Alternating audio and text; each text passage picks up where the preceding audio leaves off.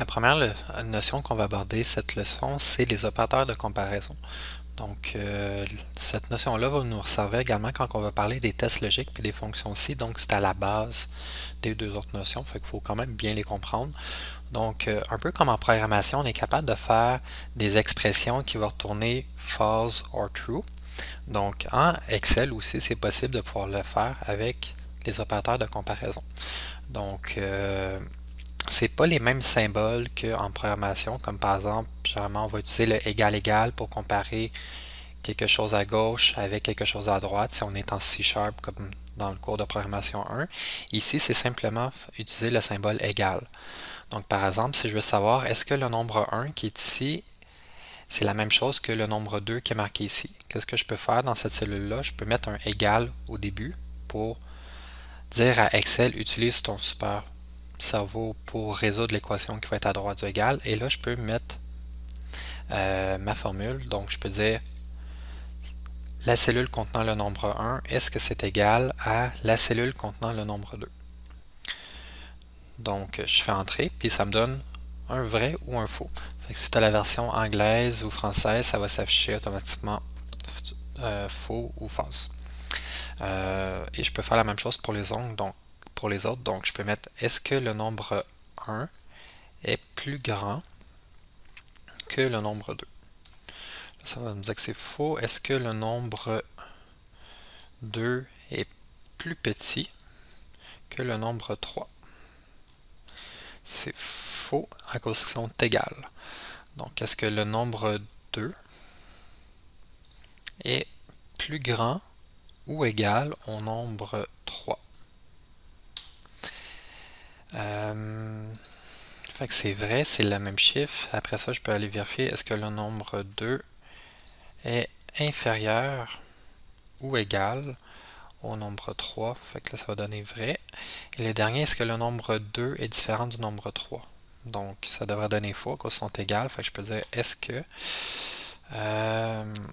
le nombre 2 est différent. Donc là, ici, c'est marqué faire une différence avec le symbole plus petit, plus grand collé un à la suite de l'autre. Et on clique sur l'autre cellule. Et ça donne faux. Donc là, c'est pas super fameux, ça donne juste des vrais ou des faux, mais éventuellement, on serait capable de faire, puis on va le voir plus tard, faire apparaître quelque chose si c'est vrai, ou faire quelque chose d'autre si c'est faux. Donc là, c'est vraiment la base.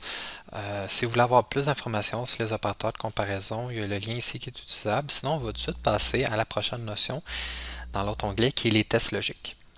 Donc les tests logiques, c'est quoi? C'est un peu qu'est-ce qu'on vient de faire. Fait que ça donne un vrai ou un faux. Donc, c'est quelque chose qu'on peut évaluer. Puis à l'intérieur du test, il peut avoir des éléments variables. Sinon, ce serait un petit peu plate si on met tout le temps des valeurs constantes. Donc, par exemple, je pourrais vérifier est-ce que A1 qui est variable, est-ce que c'est plus petit ou égal à 60?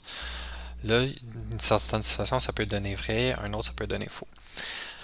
Par exemple, j'aurais pu avoir un autre test que je fais la somme de plusieurs nombres. Puis là, je vérifie est-ce que la somme de ces nombres-là, par exemple, ça peut être des notes d'examen, peu importe. Est-ce qu'en faisant la somme, c'est plus grand que 20? Puis là, je pourrais dire, ah, ok, ben si c'est en haut de 20, affiche tel texte, ou sinon affiche tel autre texte. Tu as réussi ou tu as échoué, exemple. Donc ça peut être un exemple de test logique. Donc Excel, lui, quand il voit ça dans une formule, ben, il va la résoudre étape par étape. Donc il va résoudre ça, ça va donner un chiffre. Puis là, il va voir, ok, j'ai deux chiffres. Là, il va les comparer ensemble, puis tout ça, ça va donner un vrai ou un faux. Et nos tests logiques peuvent être plus complexes, comme par exemple si je peux faire appel à une fonction qui me retourne un chiffre, utiliser un opérateur de comparaison comme l'égal, puis mettre une autre fonction par la suite à droite. Et l'expression va être résolue, puis ça va donner un vrai ou un faux. Donc, je vais vous demander d'essayer de écrire une formule ici qui permettrait d'afficher vrai ou faux en fonction que si la note qui est à gauche est plus petite que 60. Et la formule par la suite, vous devez la recopier vers le bas avec la poignée de recopie. Donc vous pouvez mettre sur pause, essayer et déposer par la suite. Donc, mettons que vous avez déposé, ben, premièrement, une formule, ça commence toujours par le symbole égal, fait qu'on va mettre le symbole égal. Par la suite, on va avoir un vrai ou un faux en fonction de tout ça, si c'est plus petit que 60. Fait que c'est sûr que mon opérateur de comparaison, ça risque d'être le plus petit. Il faut que je mette quelque chose à gauche. Fait que je pourrais mettre 40. Est-ce que c'est plus petit que 60? Et je fais entrer. Par la suite, je peux recopier vers le bas ma formule et je constate que ça marche. Il y aurait une autre manière de l'écrire, cette formule-là. Je vous laisse essayer d'y penser. Comme en programmation aussi, on peut tout le temps écrire ce genre d'expression-là par sa négation. Fait que vous pouvez essayer, sinon je vais donner la solution. On aurait pu marquer à la place de plus petit que 60. Est-ce que 60 c'est plus grand ou égal à qu'est-ce qui est à gauche? Fait que ça donne le même résultat.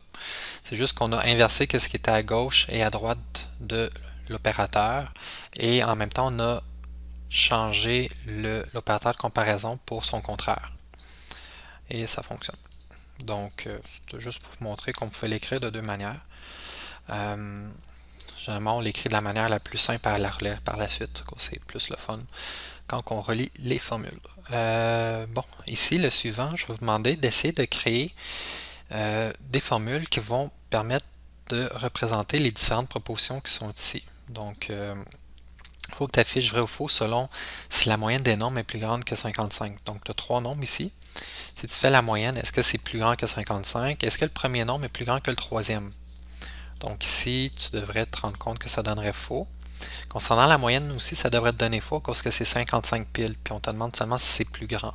Donc c'est pas plus grand, c'est égal. Puis la somme des nombres est-elle inférieure à 100? Ben, si je fais la somme, je suis en haut de 100, donc c'est faux aussi. Donc vous avez les réponses ici. Donc mettez sur pause, essayez de faire les formules, puis par la suite, déposer pour voir la solution. Donc mettons que vous avez déposé. On commence avec le symbole égal pour dire Excel utilise ton super cerveau. Ensuite, on veut faire la moyenne des nombres. Est-ce que c'est plus grand que 55? Mais je pourrais utiliser la formule, pas la formule, la fonction moyenne, puis donner dans ces parenthèses comme argument la plage correspondant à mes trois nombres, comme ça. Donc ça, je sais que moyenne, avec ces arguments, ça va me donner un chiffre comme résultat. Je pourrais dire, est-ce que ce chiffre-là, est-ce qu'il est plus grand que 55? Là, oh, ça me donne faux. Okay. Fait que c'est triste. Ben, c'est correct, c'est ce qu'on voulait. Le prochain, on pourrait vérifier est-ce que le nombre 1 est plus grand que le nombre 2. Fait que je commence toujours avec le symbole égal. Je fais est-ce que le nombre 1, j'ai dit plus grand que le nombre 2, mais c'est plutôt plus grand que le nombre 3. Fait que plus grand que D46.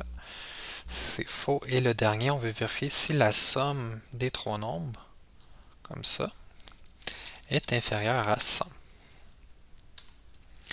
Donc, ça marche. Maintenant, si par exemple, on décide de changer des chiffres, on devra se rendre compte que ça fonctionne encore. Donc, la moyenne des nombres est-il plus grand que 55? Si je mets un chiffre plus grand, ben là, je viens de tomber à 55, mettons virgule quelque chose. Fait que là, c'est vrai. On va tester l'autre. Est-ce que le premier nombre est plus grand que le troisième? Ben, si je mets 61, là, ça devient plus grand que le troisième. Fait que là, ça devient vrai. Puis ici, la somme des nombres est-elle inférieure à 100? Mais si je mets des petits chiffres, mettons, je mets un 5, puis je mets un 10, là, je me rends compte que c'est vrai. Donc, mes formules marchent. C'est parfait. Fait que là, c'est pas super intéressant. On fait juste afficher des vrais ou des faux. Ça pourrait être utile, ce genre de formule-là, pour si jamais vous avez aimé la mise en forme conditionnelle et vous voulez approfondir vos connaissances.